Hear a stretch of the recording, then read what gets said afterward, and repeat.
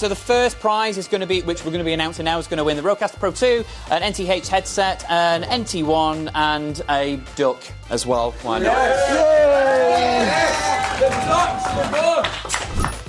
Thanks for checking out Radio.co on YouTube. If you want to see more kit reviews, live webinars, and handy broadcasting tips, then give us a thumbs up, hit subscribe, and click the bell icon. Cool. OK, guys. Well, thank you very much for joining us this morning. I hope you've had a really awesome conference so far, and thanks for taking time out of your morning to come here. So yeah, as you can see by the name on the wall, why do you hate radio, bro? Despite the name, don't worry, it is quite a positive chat about radio. It's just, I guess, in some ways a bit of a cynical, honest conversation about really sort of, ultimately two radio nerds who landed dream radio jobs and the kind of realisations and the annoyances and issues that kind of crop up that you're either not prepared for or they don't teach you, and it's kind of just a bit of a stumble upon through the door rather than getting your foot firmly through the door. But introductions first of all. So my name is Phil Dean. So I am the Customer Success Manager at Radio.co. A little bit of background just about what Radio.co is for those who didn't come and chat with us personally sort of at the desk. We are a cloud-based software platform that kind of gives you everything that you need to launch your own internet radio station. So some of you might be experiencing radio for the very first time within university, and maybe some of you really want to progress with it, but when you move away from the university or you're going home for the holidays, maybe it's something that you're not actually able to continue, for a short spell of time or whatnot. So our platform kind of gives you everything to do that. It's literally a radio station in a box shaped like your laptop. So there's no need to get studios, lots of expensive, massive round, reams of hardware. Literally just computer, internet connection, microphone if you want, and you've got your very own internet radio station to broadcast from home all over the world. That's the sales pitch out of the way, because that's not why we're here. The reason why kind of Radio.co is here, or reason why I really sort of campaigned for us to be here, is being a former sort of student radio alumni. Having something like Radio.co would have been something I would have loved to have the opportunity to do, because I absolutely loved radio, hence why, we work within the radio industry. But we kind of just wanted to show students, as I mentioned before, that student radio and, dreams of radio don't have to end literally just from the minute you leave university. There's internet radio in particular is so easy to do. There's absolutely no excuse to not do it. As I say, you don't need lots of equipment. You don't need really complicated software to do it. As long as you've got that passion for radio, that's it. It's in the palm of your hand. It's incredibly simple. So that's why we're here, just to show people that it's so simple to continue doing radio, regardless of whether you don't have money for equipment or you don't have time to do it. There's always time to kind of do what you love, which is the reason we're all here, which is radio. A bit about me, first of all, before, I'm going to carry on talking for another minute or so, but a bit about me. So I was a former student. I worked with Spark FM. So kind of part of the launching team in 2009, one of the first talents. So doing things from like weekday breakfast, weekend breakfast. I did like sort of the Takedown, which was a heavy metal rock show. Did an 80s show, lots of covering things. But it was... bless you. But it's all a good, really, time to really just immerse myself in radio. And I thought, hey, this is what I really want to do. I then won a Gold Student Radio Award, the first one for the university as well. I then went to win a New York World Radio Award.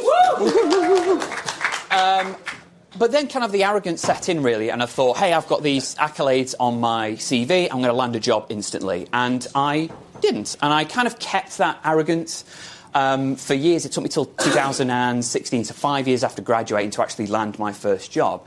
And within that 5 years, I really didn't make the most of my time. I said, these accolades at the top of my CV, the fact that I described myself in the CV as a multi-award winning radio producer, which was...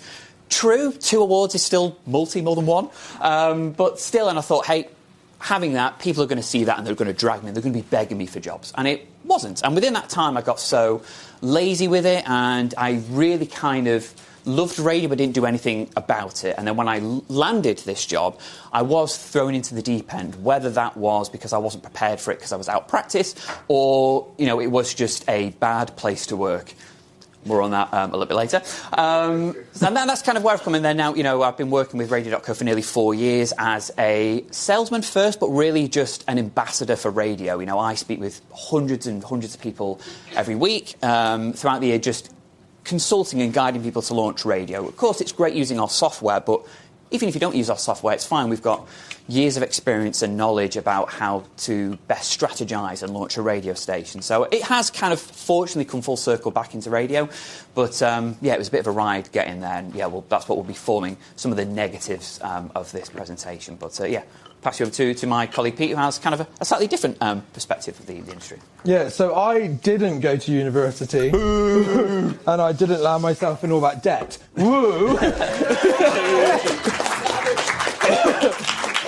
So I did a school project radio station when I was 14. It was one of those things where when I did it, I didn't like talking, I was shy, and I only did it because I got kicked out of something I actually wanted to do, and radio was the only one left which I didn't get kicked out of.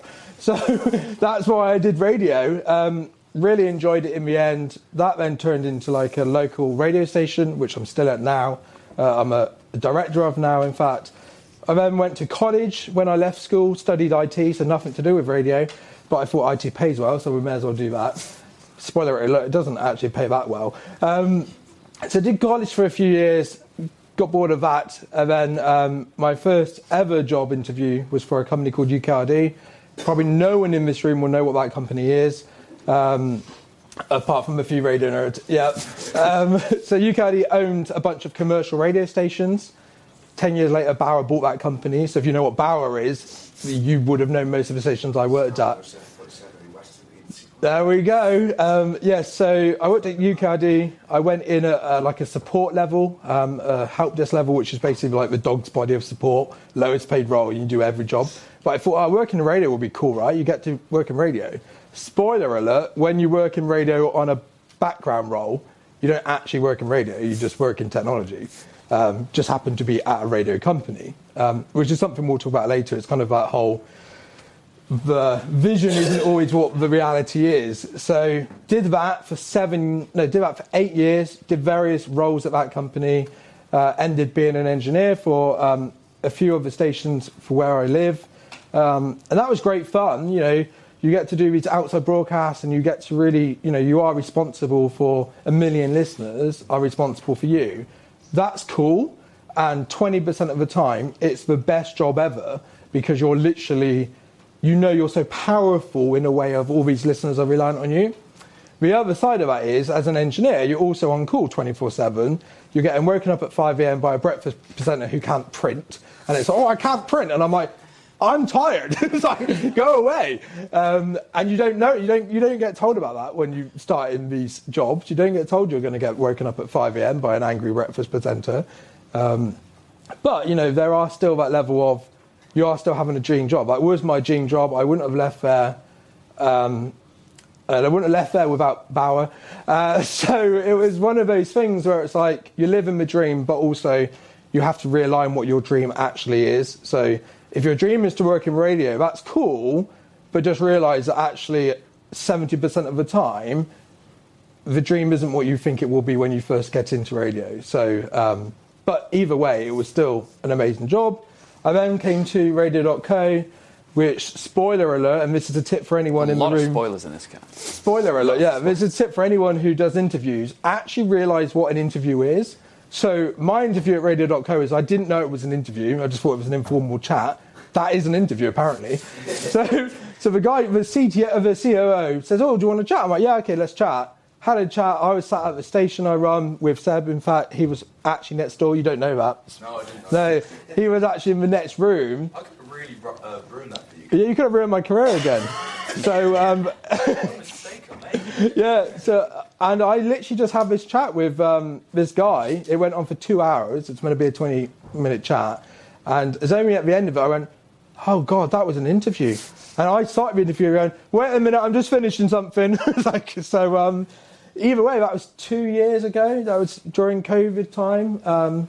Those are the days. During COVID time, then I've been there ever since. Started on support, now, as it says, head of solutions. don't really know what that title means. Seemingly I make problems and then I find out how to fix the problems. So that's what I do now. And Radio.co, as we'll talk about later today, is kind of, we're growing what we're doing now. We're trying to do more in the industry, and this is really why we wanted to be here, because we just want to be more than just another platform doing another exercise. So that's why we're here. Yeah. And on that note, it's probably time to bring on Seb Bailey.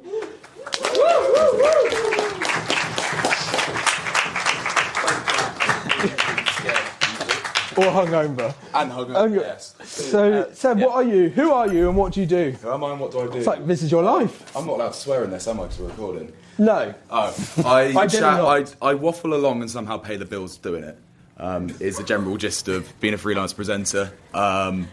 I'm really, really lucky that I could do that, but kind of radio started for me from joining Summer Valley FM, where I met you, and I was like, who is this guy? And kind of grew from that, just trying to get demos out, doing various things. Got an internship at Sam FM back in the day when that was a thing. Wow, what a station that was. Jack FM. Jack FM before that point.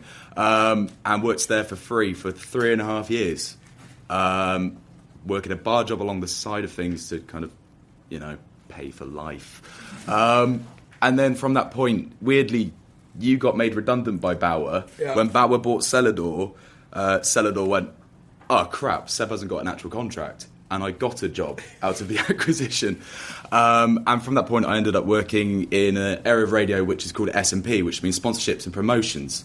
Essentially, when you hear a massive competition on the radio, for example, Make Me a Winner, which is run on the Hits Network, or Capital Give Me the Cash, stuff like that goes under the S&P kind of designation-y, budgety thing.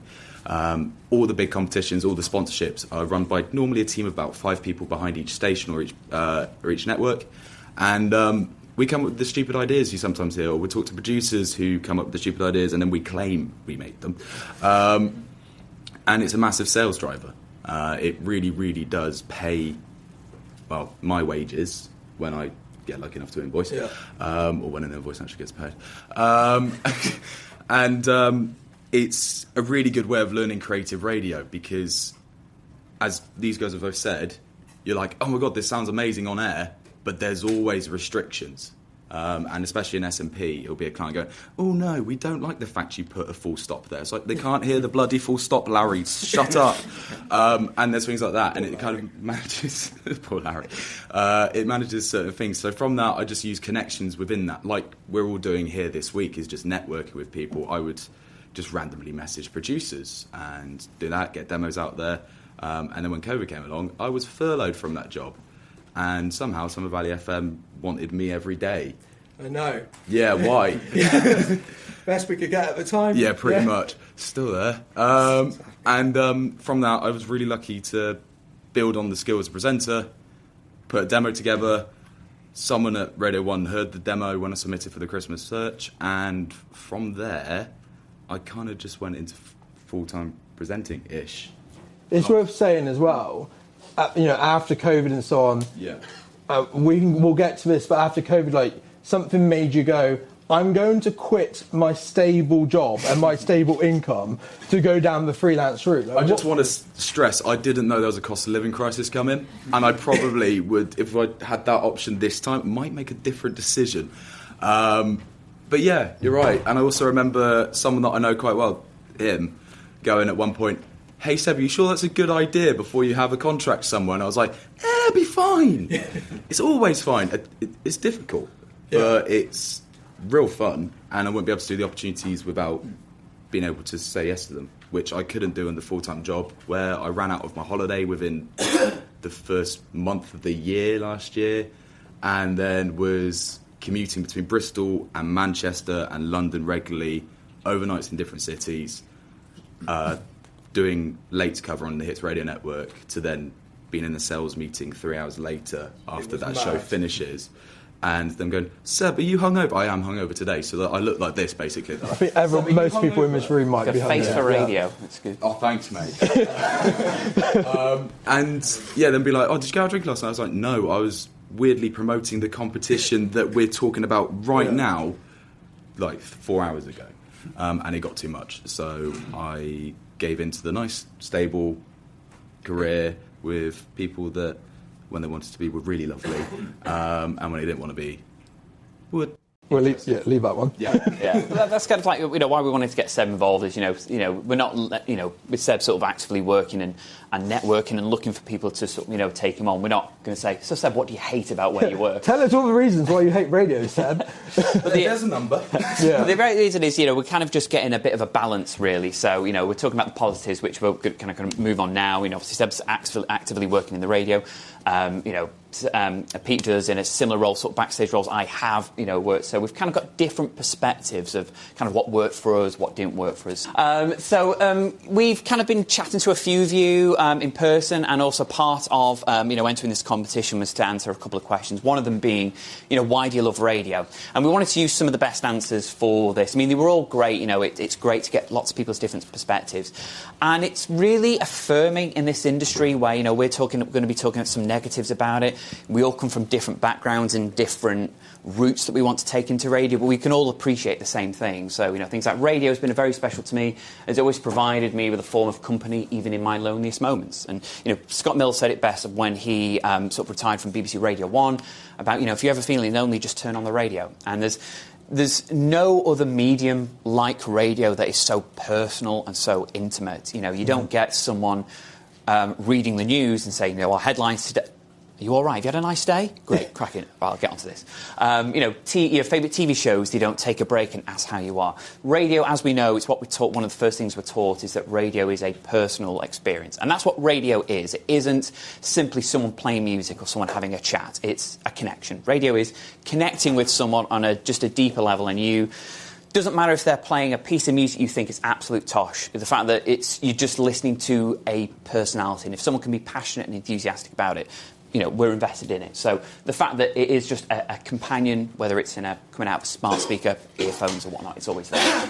It brings people together and encourages us as people to learn more about each other. We learn a lot from different cultures and different experiences and music tastes from radio, from podcasting as well. That's a similar thing. It's just an inviting, welcoming medium. It's a place for people to express themselves, to give them a voice. People who might be too shy to be themselves can truly be themselves on radio. Don't know if that applies to Seb, because you were drunk in life and a drunk on air. Is that what you were saying just before? Apparently. But no, it allows people, people who aren't very, what they say is courageous, or, they might see themselves as a bit dull. It's rubbish. If you are just prepared to go in front of a microphone and just talk about something, even if it's just for a couple of minutes, about something that you love or a piece of music you're excited about, that's one of the best things about radio. I mean, all of these are the best things about radio, but the fact is, we can all appreciate that it's for everybody. It's such an inclusive platform. Well, I don't know, Seb, this kind of relates to us, especially like in the early days of radio, but I don't know if it relates to anyone else in this room who's actually a presenter. But when I started radio, it's because, when I actually started presenting, I was one of the shyest people there was. I didn't like talking to people, hated networking. You'll probably say that at the start, talking to people at these kind of events, I'm not doing that. And actually weirdly sitting in a room on your own, talking to a microphone, and just knowing people are listening, but without them being able to directly influence you, helps build confidence as well, right? And now, you've been networking an event, and I'm sure there'll be people in the room who have done radio for a few years, and even seeing people we know in the room, just seeing them at these events and being like, oh, okay, wow, that's radio is this powerful tool without us even realising it. It's building our confidence without even thinking about building the confidence. So if any of you are shy or at that point of struggling to talk to people, I think keep on doing what you're doing in radio, and that actually does help in the long run, even if at the time you think, no one's listening to me. 10 years later or 5 years later, you're going to realise, wow, that actually has changed my complete confidence level. Because you're spot on with that, because when I started radio, I started as a specialist DJ. I absolutely love drum and bass and jungle music. And I went to Summer Valley FM going, you guys need a drum and bass show. And Dom, the current station manager, was like, no, we don't. I was like, you guys need a drum and bass show. But even just through that, because let's face it, that very first show was awful. And I did listen back to it the other day, and I wanted to yeet myself out a window. It was really, really bad. But it does. It builds that confidence because it's like everyone here, like people are basically just reiterating your comment. Great. Yeah, cheers, mate. I'll do it better. You're doing usual radio presenter thing. Just take something from what someone else producer. said. And Great repeat idea. it. It's mine now. Good. But it's simply a case of during those moments, it's like if you know what you're talking about and you're giving that to people, you naturally become more confident. And if you don't get fired, it's like, well, I'm actually good. Maybe I should do this. That's always helpful. So another tip for the day: don't get fired. Yeah. Or just be a freelancer, don't have a contract, and then technically you're never fired. You're just never called back. Otherwise, it's the connection and versatility of the listeners and the creativity and innovation of broadcast solutions that does it for me. And I mean, very sort of personal answer from someone, but I'm sure that applies to a lot of us. Radio is, I mean, we ask this question a lot to people about, AI, the boogie monster AI creeping into radio, and we've listened to some of the beta clips of Spotify's AI radio hosts, and it's crap. But it's the fact that radio is still future-proof. Like, it's stood the test of time for so long already, and we as a platform are trying to innovate different ways of people listening to radio, and also different ways of people doing radio. And it's the same, smart speakers. I think in the latest Radar report, most online radio is listened to via smart speakers. They've become the new radio, that's old-timey radio that sits in the corner of your room. So digital radio has been a future-proof solution. And again, here, last one, the thing that makes me happiest is making others smile and laugh. And if my radio show puts a smile on one person's face, that's a success to me. And that's all about it. It doesn't matter how many people are listening. So if you are shy and you're looking to just be an on-air talent, or you want to just jump in at the deep end and get really stuck in, you're making a huge difference. Radio creates community, and that is an integral part of the human experience. Music is meant to be appreciated together, absolutely. And in a world where digital media, Spotify and other streaming platforms dominate, music can feel isolating. Radio is an antidote to this, a voice which tells you there's more than just music.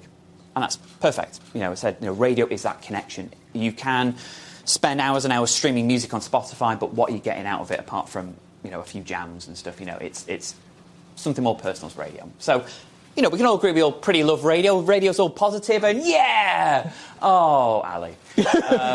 No dream. So hard, didn't he? He tried to spin it as a positive, and then we realised where we were getting. This isn't that positive. I love how we've categorised this official quote from yesterday. Hot on the press, Ali Plum. Hot off the press. No dream job is what you imagine it will be. And that's part of the harsh realisation is what Pete touched on before. You want to be a radio presenter or work in tech or do something within radio or media, and they help you get there. They mould you into the sort of form you want to be. You've got this preconceptual idea of what radio is going to be like in the big bad world, and sometimes, as Pete said before, that is not often the case. So, for example, I landed my first job in 2016 for working for XS Manchester, or Real Radio XS as it was when I joined. And my role was radio producer. And I thought, hey, that's incredibly vague, but hey, I'll jump into it and see what happens. And, when you hear, oh, Phil, you're in charge of everything that goes out on air, you're thinking, great, awesome, I'm going to get really stuck in. But no, that included everything, and that was 24/7. So, I'd be working Monday to Friday, it's not really a phrase they use in the industry, but contracted hours. So I was working for those, but then also I would wake up in the middle of the night or first thing on a Sunday morning, and I'm worried because I've got an email to say that one of the presenters who voice tracked on Friday night screwed up, and all the adverts are out of whack, and everything's not playing to time. So I get a train to Manchester, look at the computer, do a click, go home. I then return several hours later because the presenter that came in Sunday morning did the same. So it's kind of like that, you are literally, my role was to produce everything. I'd be solely responsible. And this was for a big sort of national Manchester-based station, again, a lot of listeners. And I think on-air talent, there was maybe about sort of 6 or 7 people. There was 2 live shows, a lot of it, of course, pre-recorded. I was the one producer, but they had about 20 salespeople upstairs selling ads. And again, that's the harsh realisation, is it doesn't matter how good your ideas are or the passion that you have for radio, sometimes the people who employ you are more interested in how much money they can make on the radio. And, it's not a shock or a surprise, it's just a fact.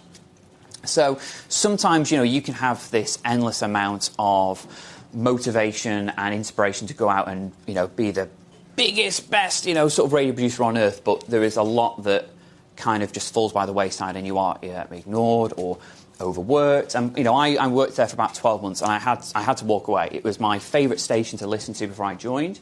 The bosses, they were wonderful. My immediate managers were perfect. I loved working for them. It was just the people on top of them who were awful. No, that's putting it politely. And, I'm not going to mention who it is because it's a waste of my breath. But kind of like you were just very overworked. I feel like my eagerness and my naivety to get the job, and, because, as I say, I'd been waiting for 5 years for something to come along. I jumped at the chance, said yes to everything, and that was kind of like the start of my downfall, really. My naivety was taken advantage of, and being fresh and new into the industry, as I say, I said yes to everything. And as awful as I don't want to get too negative, but But you're going to. Here we go. Here we go. Hold on. Ooh. Inspiration. It kind of broke me as a person a little bit. It kind of affected me mentally for a few years just because of the sheer sort of amount I was overworked. I am sort of lowest I've ever felt because I wanted to cling on to this job so badly because it's something I'd always worked towards. I'd just spent, which is very cheap these days in university. I spent 15 grand to get this job, in university fees and stuff. That's 1 year now, is it? And I just clung on to it and I had to kind of walk away from it because I couldn't continue.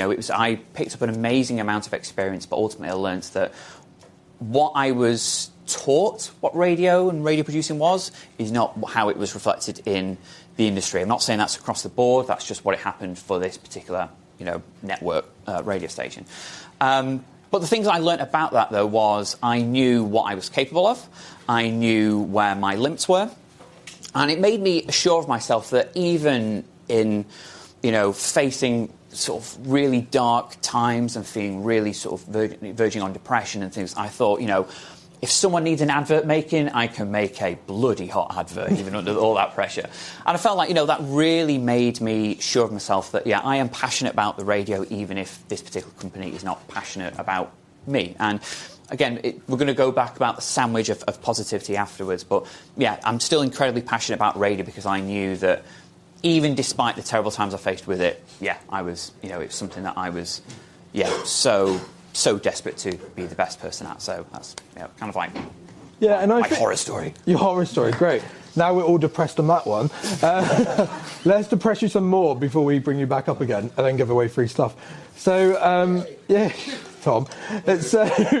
So I feel like we've all been in that situation where we've, me and Phil, whilst we've never worked at the same companies apart from now, we kind of both got the similar thing. I landed my job with UKD. It was a dream job. Once again, I said yes to everything as well because when you get your first job in radio, you're like, well, I can't say no because otherwise I might lose my job, right? The reality is you're not going to lose your job because that'll be illegal. But you say yes to everything, and that includes, yes to being woken up by a presenter at 5 a.m. about fixing a printer, to the other way of working incredibly long days. Like, we've worked together on OB days where you're up at 4 a.m. to do the breakfast OB. You then work all day, then you're doing the drive time OB as well. And it's just like, when you actually work it out, like, Christ, we've worked a long time today. And you don't get paid for those hours, it's just your job. It's like, well, that's your job, right? You work 9 to 5, but you work 4 to 9 p.m.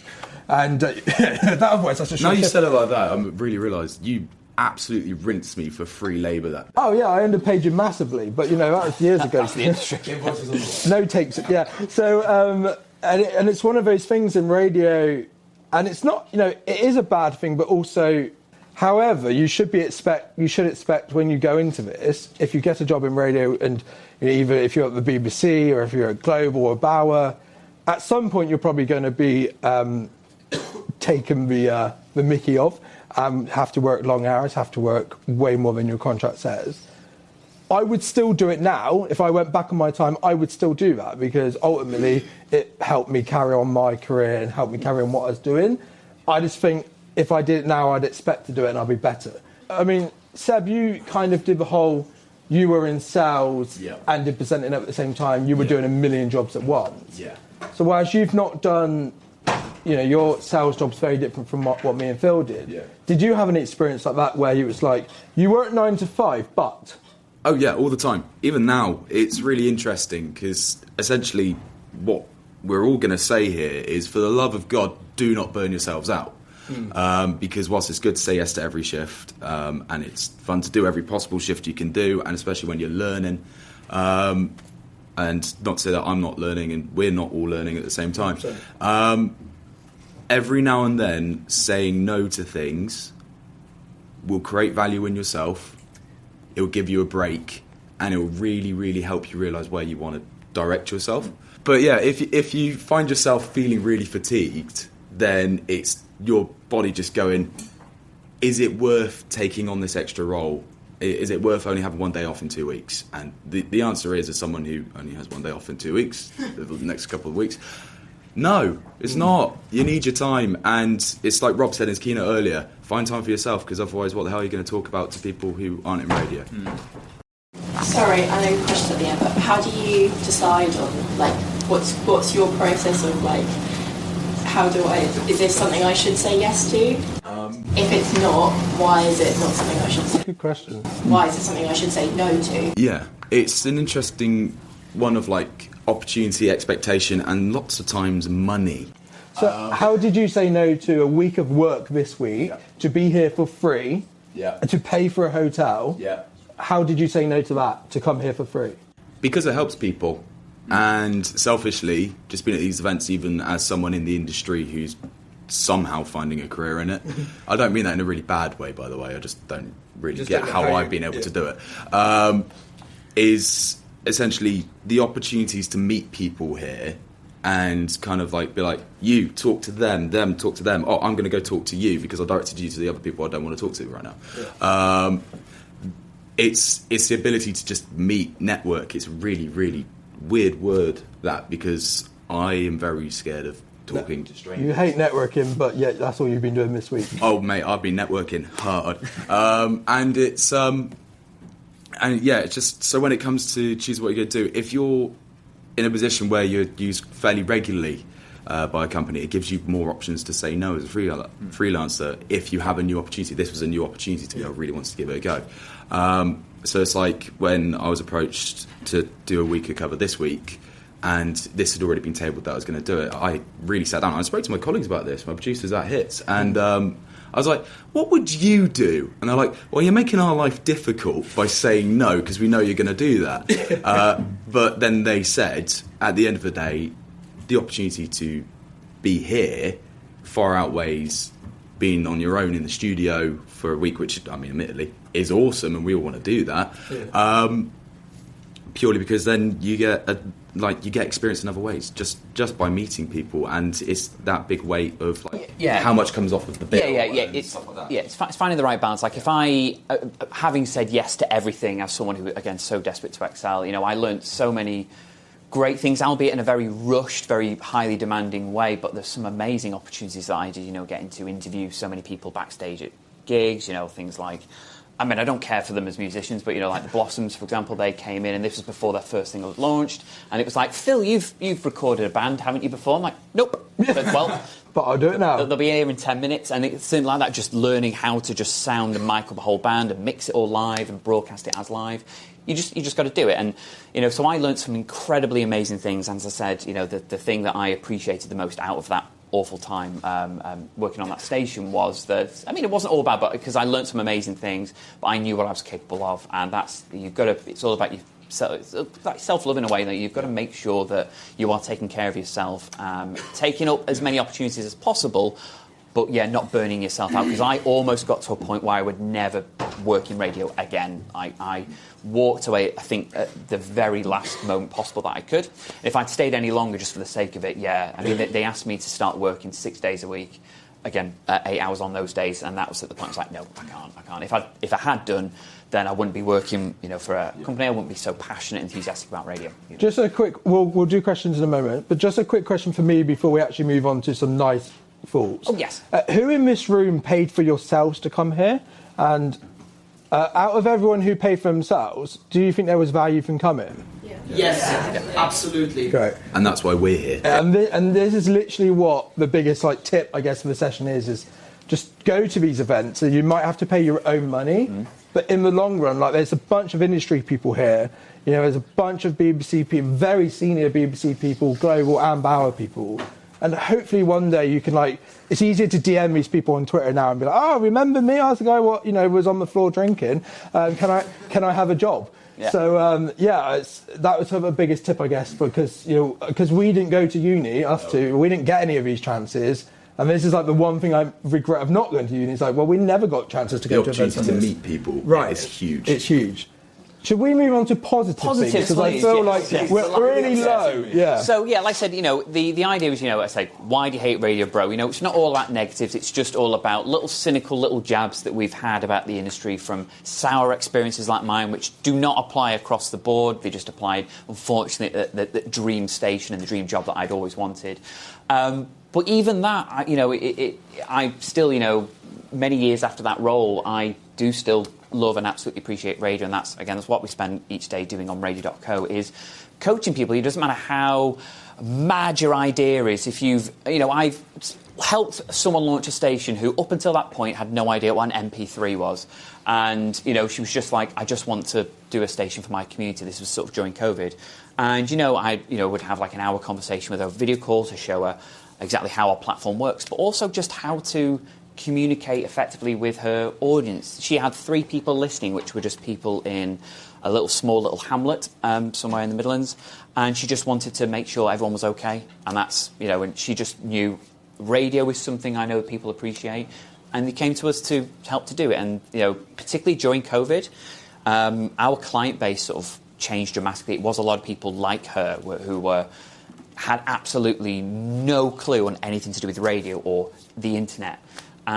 But they knew radio, the passion for there was there, and it made me more passionate and more appreciative of the position that I had, which is, again, I'm a salesman first, but I'm consulting people. I'm an advocate for radio. I'm like an ambassador for the medium, because despite the negative experience I've had, I'm so passionate about it, and I just want everyone to broadcast in the simplest, easiest way possible. Just keen on time, because we still need to do the giveaway. Oh, yes. And we need to take some questions. Seb, in 1 minute, oh God, why do you love radio? I'm just wasting time by being quiet and thinking, aren't I? Yeah. 40 seconds. It's an interesting one. Shut up. Long story short, I really got into radio and started loving radio because I had insomnia when I was a teenager. So I listened to the radio all night long. And it's that one thing, like you were just saying, Phil, it's community, it's company, and it's enjoying a moment together without knowing you're enjoying it with someone else. And it's really, really good and spontaneous. And sometimes on the radio you can say something a little while before she passed away, when the Queen, being she, I feel like context was key there. On Hits Radio, we ended up just running with a talker for a whole 3-hour show, and the whole talker was because she was seen on a mobility scooter, and we wanted to name the Queen's mobility scooter, and I think we resulted in the Teeny Weeny Queenie Movie Aroundy Machine. And we worked through that. I'm glad I said that without messing that up. I almost swore there. Yeah. It's self-edit. It's getting better. And that's what's really good about it. People were enjoying it. People were getting involved. And that's the spontaneity and the community you create within radio, regardless whether you're doing music selling, you're just pure entertainment, if you're guiding people for a sports broadcast. There's always a reason why they choose to listen to you, regardless of whether you're in London, Manchester, Bristol. My boat the other day, when I got flooded on, so I did a radio show from my boat. It's not a yacht. It's not a yacht, no, I can confirm it's not a yacht. It's a floating caravan, if anything. It's like a dinghy. Yes, pretty much. But to the person at home, unless you tell them that, they've got no idea, and you're as important as Amanda Holden on Heart Breakfast, if more that's who you want to set yourself against. Yeah. Great. Well, that was more than a minute, so well done there. For all the producers in the room, sorry if you ever have to work with Seb. So it doesn't matter. There we go. You picked yourself up. Before we give away stuff, is there any, we haven't got loads of time, but question? So first of all, I wanted to say thank you for that talk. I feel like it's especially interesting to know how to get into alternative routes into radio. And I actually have a question for Seb. Mia wants to go into presenting. Yeah. would you say that potential Radio.co does also have opportunities for potential students who want to continue part-time studying, but also want to work in radio? Because I feel like when you get given the chance to continue in education, that's something you shouldn't give up. But I don't know, I'm kind of I'd 100% say it's all a balance. It's a weird one when balancing full-time work alongside... Or actually, I think the better example would be when I was at Sam FM working for free and working a bar alongside of it. A lot of life is about managing expectations of people. And in my brain, I was going, I want to put radio first, but I knew if the bar needed me, then I was going to have to say no Sam FM, and they couldn't do crap about it because I had no contract and wasn't being paid. Still a little bit bitter about that, actually, I think. Yeah, it's not nice, yeah. And was a great place to work. I want to stress, I just needed a bit of money. I would simply say find a balance and don't overdo it, in the sense of if you see something naturally becoming more of a priority, prioritise that, because that's you leading yourself in that direction. And when it comes to trying things, just allocate and schedule your own time, saying, sweet, right, I got to be in uni for 6 hours today, let's go to the library, an extra hour there, and that's when you can send out all those emails and then sit and wait, and hopefully good things happen. Yeah, and kind of coming off that, the radio rewards hard work. Now, that doesn't mean saying yes to everything and, burning yourself out. It just means dedication, just competence and stuff. We've got, people we went to uni with, Jordan North, Callum Hyder's doing a talk at the same time now. We both sort of all in the same classes together. And they've pretty much reached the tops of their game because for the past 10 years, they've just been smashing it. We can't all be rock stars with an agent who gets us a gig on the radio. Obviously, you guys, when you talk about when you first got into radio and realising, it's not like how I thought it was going to be. I'm sure that a lot of us are going to be at that point soon. How do you sort of deal with the sudden existential realisation that it's not as glamorous as you were expecting it to be? Yeah, Quick answer. Yeah. No. Yeah, I could probably give a longer answer sort of after this, obviously with confines for time. But I think my main issue might have been because I was out of practice a little bit, and I was just thinking, I'm prepared for this. I think if you're coming straight from uni, if you're lucky to do that, I think there is a bit more ability to jump into it. But saying yes obviously gets you, as we were saying before, gets you all these opportunities and things. It's just knowing, what your sort of value is really. But we'll talk about that. I think as long as you go into it knowing this might happen and I'm prepared for this to happen because the longer goal is this, then, I obviously didn't go to uni, so I didn't do that. But if you go into it knowing it might be a bit crap for a while, but the outcome is going to be really good, that's probably the most important and ultimately thing. we didn't have a warning like this.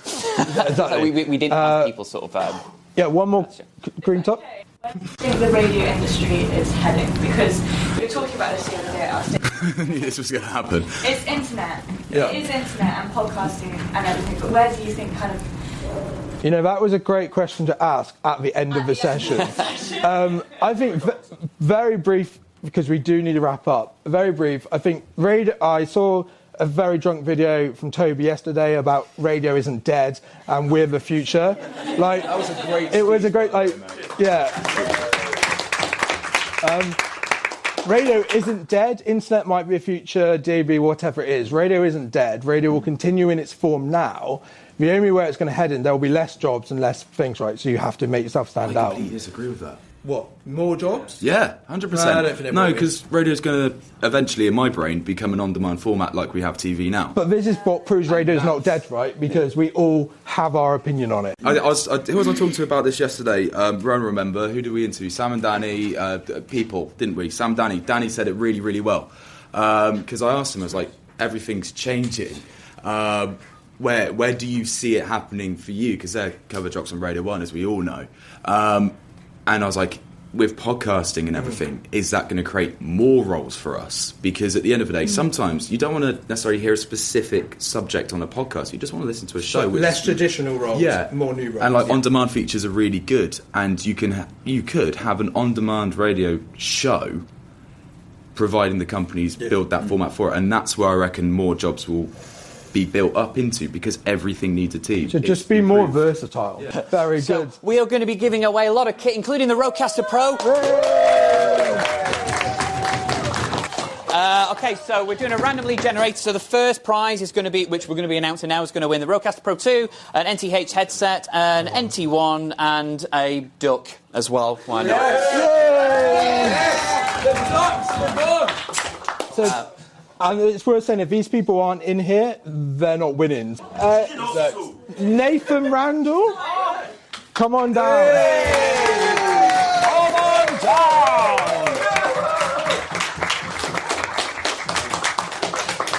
Oh.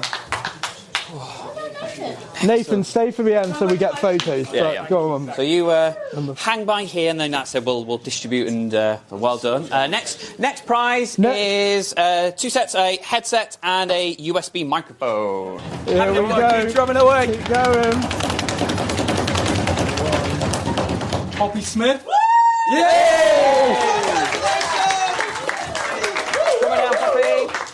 Next, another prize of headset and a USB microphone. Hope. Yep, I'm here.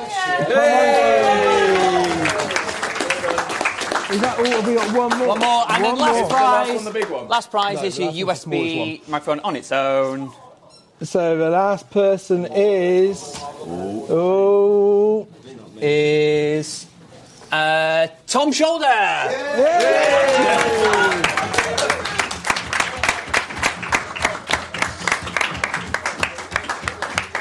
Awesome. Well, thank you very much, guys. I hope kind of what you've taken away from some of this is kind of at least helpful and insightful, and ultimately take away this passion for radio, and yeah, you'll go far with it. Well, thanks everyone, and And just before you go, have you ever thought about launching your very own internet radio station? Surprisingly, it's a lot easier than you may think, especially when you make the time to chat to myself or a member of the Radio.co team. To do just that, head to our website radio.co/demo, where I can talk about your plans, any questions you may have, and me and the team can really get you up to speed in launching your own internet radio station in literally minutes. It couldn't be easier.